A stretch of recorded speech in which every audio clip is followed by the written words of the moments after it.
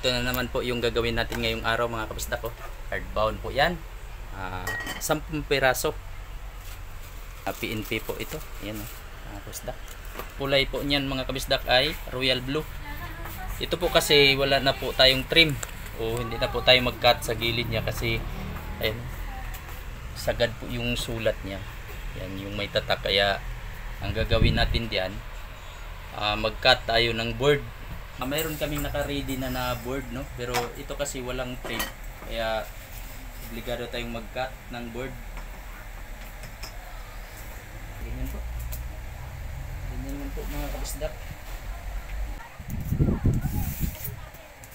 Suki na po kasi itong mga kabisdak. Kaya pag nagpagawa sila, diretso na po sila dito sa amin. Itong na-assemble po natin.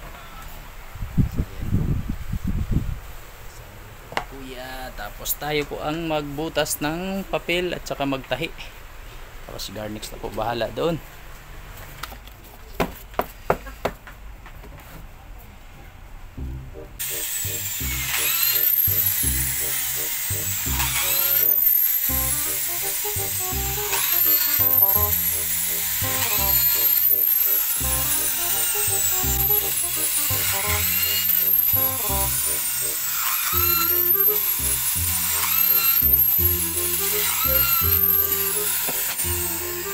Apat na butas.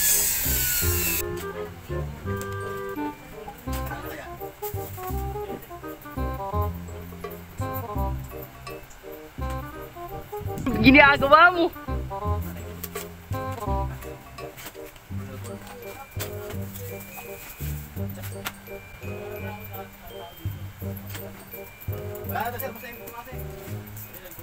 Ayun na po mga kabisdak na. Tahi na po natin yan. Isa nang mag-stamp si Garnix Katropa. Tapos tayo ay nagtatahi po na. Patahiin na po natin. Alright, so 10 piraso po yan mga kabisdak. Sabi ko sa inyo mga kabisdak, hindi na si zero nga.